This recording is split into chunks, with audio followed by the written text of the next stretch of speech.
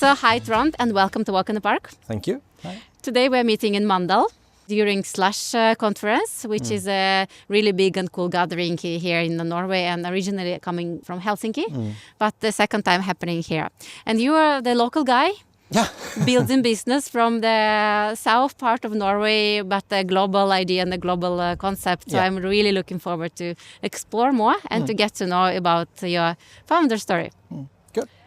Okay, let's walk. Yeah, so the first question I usually ask is if you do have a walk and talk habit in your life. No, I don't.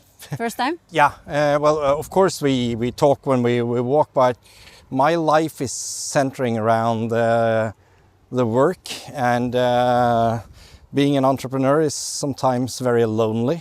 Yeah, so we don't have much walk and talk meetings, no. We'll see how that goes. Maybe you will implement some of this on the work life as we'll well. See. Now I wanted to ask you a quick introduction of who are you and what do you do? I run a company called Fishbuddy. We have an application called Fishbuddy, downloaded by 900,000 people in the northern part of Europe. We tell people what to catch, where and how, fish. We use the best fishermen's knowledge and satellite data and machine learning, AI, AR. We're ahead of we do innovation in recreational fishing. So we can tell people where to catch a fish outside here, based on knowledge and mathematicians, and technology. And then after that, we have a lot of technology that makes the Coast Guard, for instance, pay us to use our technology. So cool, and I'm looking forward to explore more about the app. But how did you come to that idea? Well, actually, I'm an entrepreneur by coincidence. I don't need to be an entrepreneur. I don't need to start new things. If you travel on your way back to Oslo and go via on the highway, you see a tall tower now in Lillesand. No, Lillesand, yeah. It's a much larger one, bigger one. It's the largest climbing tower in the world. That's built by me. Yeah, I've heard about that. Yeah. So tell us why you've done technology. Well, I was working in the south of Norway but my background is 100% sport. But my family, we moved back to Norway, and I started working with companies how to attract them to down south, and a lot of tourism. So this area in Norway is a very good area to fish sea trout. And that's actually how it started, because everybody knows about the south in the summer, but it's a beautiful place to go fishing in the spring and also in fall. And there's thousands of people who's very interested in sea trout, and that's actually how it started. And short story, the best fisherman said that, well, I wanted to make some maps and give them out for free to the tourists. And one of my friends, he drew a map about where to fish the fish. And then one of the directors in one of the town halls said that, well, I said, I need 5,000 kroner to print it and give it out for free. And the director of the town hall said, well, that was a bit expensive. So I just said, sorry my language, fuck it. And I quit my job, got an investor, and went to Innovation Norway, lent some money and started. Cool. And then from there, some mathematicians said this could be done very, very technological. And so we were 5 people starting, and we're still the same 5 people. It started that you saw the possible potential in the market, right? Yes. And then what was the first step you've done after you quit the job and, okay, we're doing that? What was, you started to talk more to potential customers, so you started to develop? Well, I quit my job 1st of January 2020. 2 months later, we had the COVID, and I was stuck at home in little Lillesand. But and we had some money from the Innovation Norway, lent some startup money, and we had an investor giving us 1.5 million. So we had money until the summer or to the fall with some people. And then 1st of June we went out, and 4 weeks later we had 100,000 downloads. So we understood, and investors understood, that this is a market that is potentially big. There's 500 million people fishing in the world, And most of them would like, even if they are out fishing with the family, having a good time, barbecuing, everybody wants to have a good experience.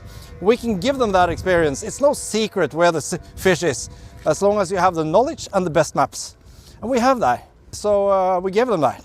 So you were actually delivering the experience to people wanting to find the fish. Yeah. How did it go with the marketing in the beginning? And that's pretty impressive with so many downloads pretty fast. And but it's not a secret. It's pretty difficult. It's not that easy to get people to know about. Yeah, but we have hardly used money on marketing because this is a word of mouth thing.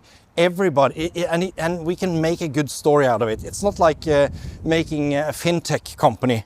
It's about experiences, being out with the family or together with other people, having a good time. So we've been on live television many times. We've been in the news.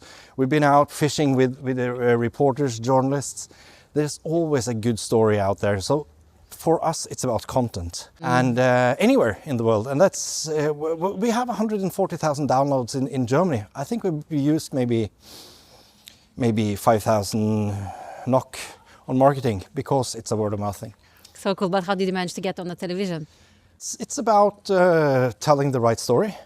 It's easier to get on Norwegian television because we know the market. My background is communication, sports, so on. So, but it's about telling the stories, and we always tell stories. So, and we have a lot of stories to tell.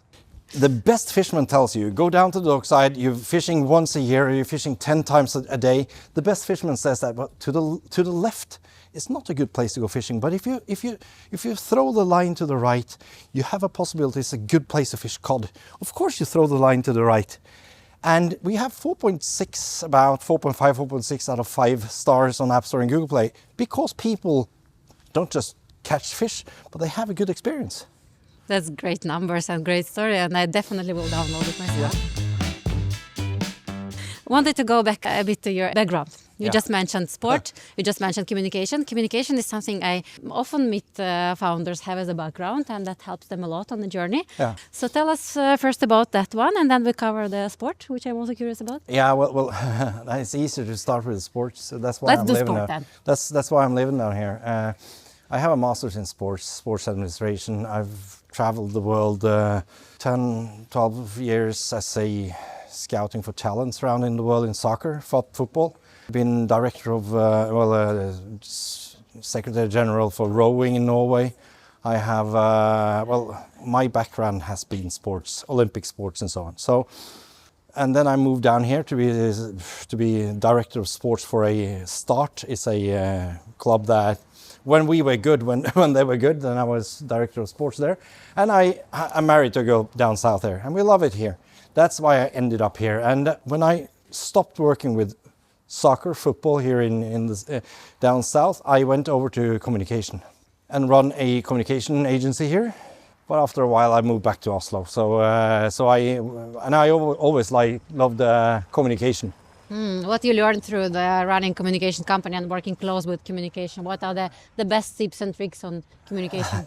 I don't have the answer to most things, but for me it's been about telling a story, and luckily we have a story to tell. So, and we cannot use millions NOK on communication marketing, so we do it ourselves, and we have to tell the good stories. And when you're out fishing, you're out with the blue sky sometimes down here or wherever, the pictures are great, the stories are great, there's always satisfaction. You catch a fish, you can tell those good stories, and as long as you give them to the right people to the right time, we have a possibility of telling that story. And that's why everything we do is content. So it's about understanding communication is important, and then prioritizing, actually doing something about it, and then founding those stories, and not looking into how to spend the big budgets, but looking into what kind of stories we can share, right? And then to find the target audience probably. But I don't want to be that guy that says that I know how this goes, because being an entrepreneur is about changing your perspective. But at least how I feel is I've changed perspective every day for the last 5 years, it seems like. So the strategy, and we use our knowledge and our but I don't have the ability to say that this is the right thing to do. I just use my knowledge and changes all the time. Yeah. Yeah, and this is about always the uncertainty or unpredictable in the building companies. Company leader, or especially a startup leader and who is running a startup, takes a lot of decisions every day. So how do you choose what to focus on? We work with the best. I can tell about what we do in our company. I would probably not have done that in another company. It's like if you're good at one thing, I'm not the best in anything of what we do, but we have the absolutely best mathematicians I've known, and we have the absolutely best recreational fishers that I've known. And it's like top sports. It's like if you're the best at something, it's not easy to be the leader or having them working with others. So for me, it's been a journey. I probably wouldn't have done it elsewhere, but it's been a journey trying to get them to be satisfied and happy and have ability to work with what they love. Like we have some of the people at our place, they probably wouldn't have been there very long because they have bigger possibilities, many other places, more salary and so on, but they stay at our place maybe because they're doing what they love. How do you find out what they love? They love fishing. They love fishing and they love making something nobody else has done, and they get to work mostly as they want to. Of course, it's the thing that I always have to try to get this down to, it's all about making money, of course. They want to make something for the best, for their friends. I don't care about their friends. I care about, in the end, giving something back to the investors and making money eventually. So how do you balance that they keep wanting to do that, being happy, love what they do, but make it a real business out of it? Is it? I don't balance it. I cannot say that we are good at that. One way or another, we were finding a way of work, but it's stressful. It's time consuming. It's constant work, constant communication about finding the ability to work together. But we have one common goal, and it's to do something that nobody else has done. But I cannot say that we have a perfect environment. Do you enjoy the process?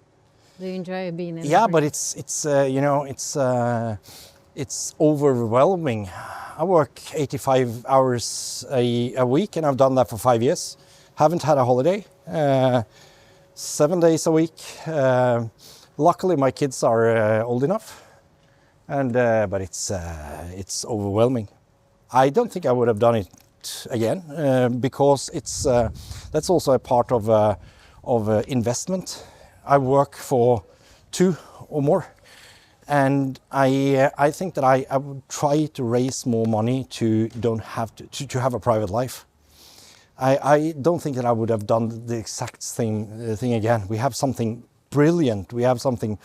We earn money. We have, but we have big ambitions.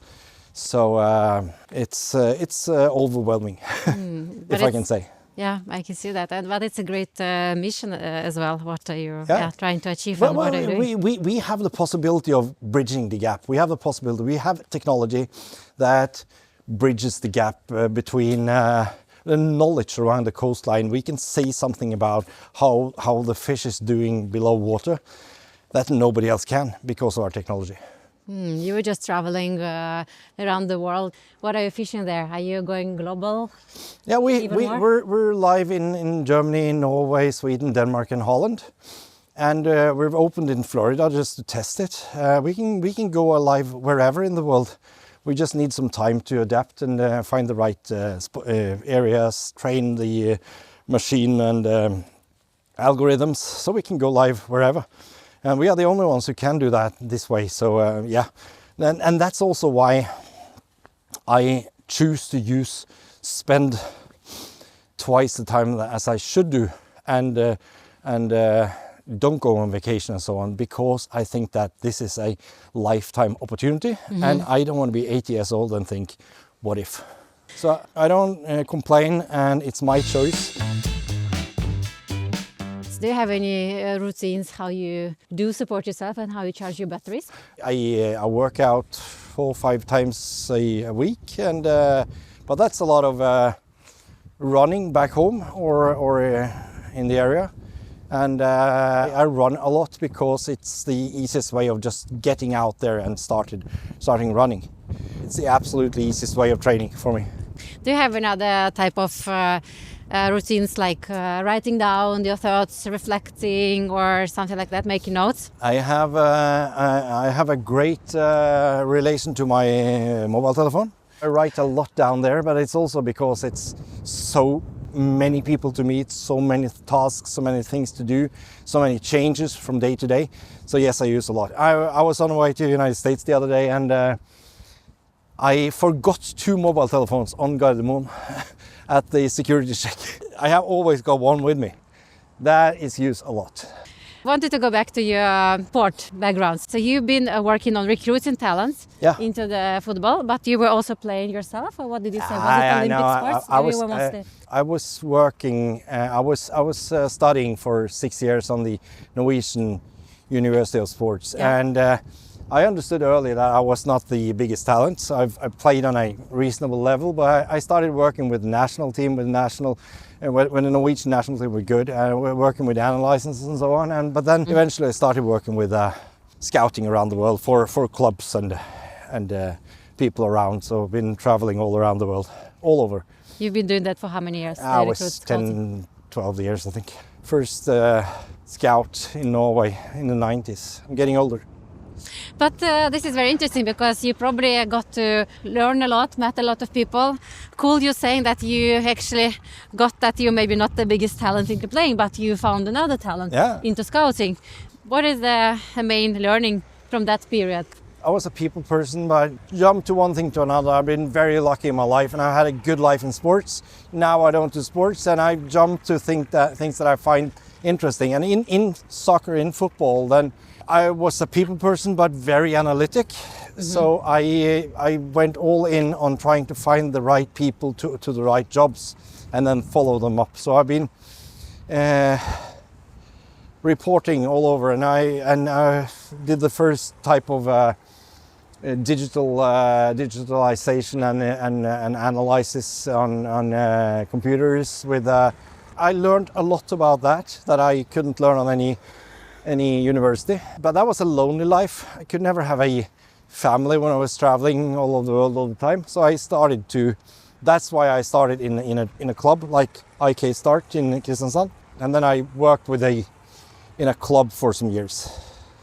But following up on that, when you go and scout around the world, you probably want to find the best. Yeah. So how do you find the best? I've got so many stories. But that was a part of first analyzing what kind of best players are you looking at. I did a lot of like Excel work, a lot of statistics, and then trying to gather that with videos and trying to find not only the right person in the right position, but the right person to the right club. So that when a club asks me, I was working for different clubs, and when a club asked me, I want a good left fullback. There's millions of good left fullbacks, but there's more to it, and it's got to be fit into an environment. It's got to be, there's so many stories about players that didn't do that, and it's about getting the best out of a football player. Then you have to, what can I say? You have to find the whole player, the whole person. And that was a lot of my work. My background is sports, so I could talk to the managers. With sports, not only about money, but about contracts and so on. But I could talk about analysis, and I could always find the right ability in a person when I spoke to these coaches around. Can you relate that it's pretty similar between sport and business when you build a team? Yeah, but we don't. There's so many theories around this building a team. For me, it has never been like building a team. It's more coincidence and making the best of the people that we have. I got called by a brilliant mathematician who said, I love fishing and I love what you're doing and I think I can do it better. And then 2 weeks later we sat on a plane to Belarus to talk to some people. I didn't know him, but I needed him with me and I understood that he was a great person. We're not the great company together, but we've made we made it good together. So it's about making the best out of each other. And we work in Lillesand, small Lillesand, nobody else. There's not many people living there. But we've found some good people and we're making something nobody else has. And we didn't plan to do that, but we're making it together. So you then found that small little secret about finding the people and helping them to open their full potential. I've been to accelerators and people, and it's about building companies, it's about economics, it's about strategy and everything. But my learning has been that the biggest advantage we have is to evolve and change focus and be able to change focus again and again and again and adapt to the situation that comes in front of you. So flexibility and adaptivity is one of the main qualities? Absolutely. Of course we have a focus, we want to be great, but the strategy is thrown out in the water many times. Too negative, but it's about adaptability. And I think that we have good success, we're earning money, we're good people, we're not, but we can be much bigger. The reason why we are still here is that we have adapted to any situation. Talking about performance. Yeah. We touched it a little bit. It's a lot about performance and how to find the best, how to perform the best, right? It's both sports, it's in the business. And you said yourself, you know some things about the psychological and strategic elements of high performance. The best fishermen are exactly like the best sports people. To be best, you have to be a bit crazy, you have to be focused, and you have to do what you do a lot. Mm-hmm. Like the best Asgeir, my friend, who's one of the co-founders, he was fishing 20,000 hours before he was 20. They say that if you wanna get a gold medal in World Cup or in Olympics, you have to train for 10,000 hours before you're 20. He was fishing 20,000 hours, not that much quality, but anyway.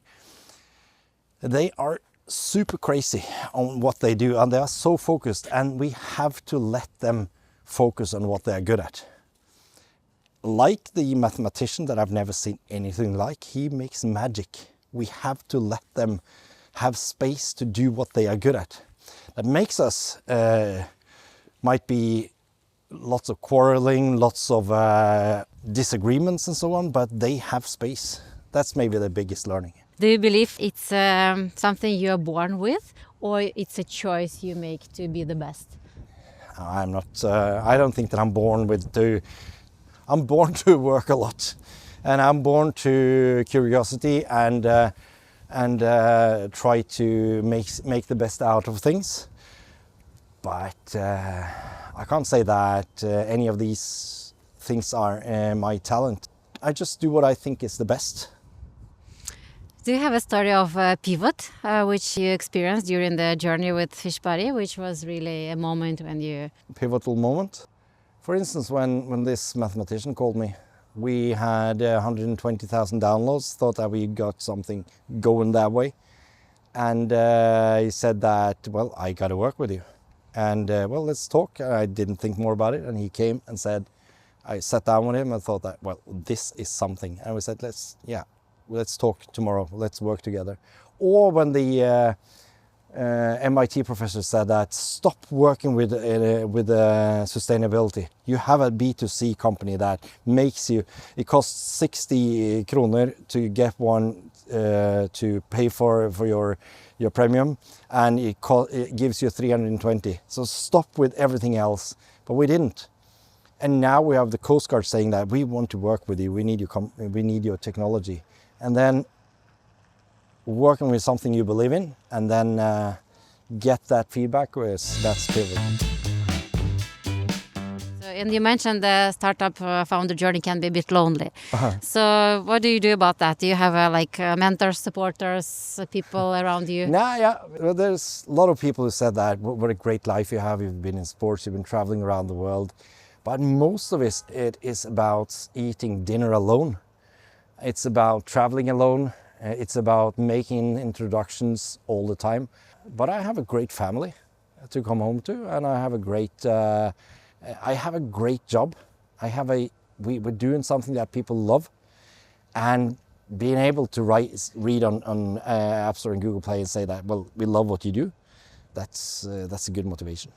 And my last question for today, if you could give a piece of advice to young people in the journey of thinking what they're going to be doing, how do you make a choice, what should I do, where should I look at, or what would you say? All politicians says, do it.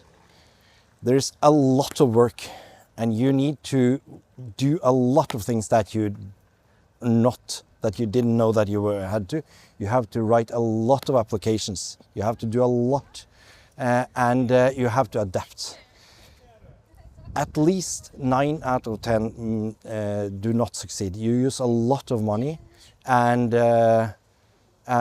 you will probably lose a lot of money. It's damn good when you feel that you succeed, but most people will not be happy because you use their money. It's wonderful to do it. There's too many politicians who say that just do it. Some people shouldn't. Talk to friends and people that you trust and tell them to be honest, because there's so many who shouldn't start. You need to have a good idea. Great ending and great advice. And I'm so excited to test the app myself with my kids and go fishing, because now I have a goal and I know how to do that. And looking forward to follow you on the journey and your global expansion and more people fishing around and enjoying the process and experiencing what you do. Thank you. Thank you so much. Thank you for your time. Thank you.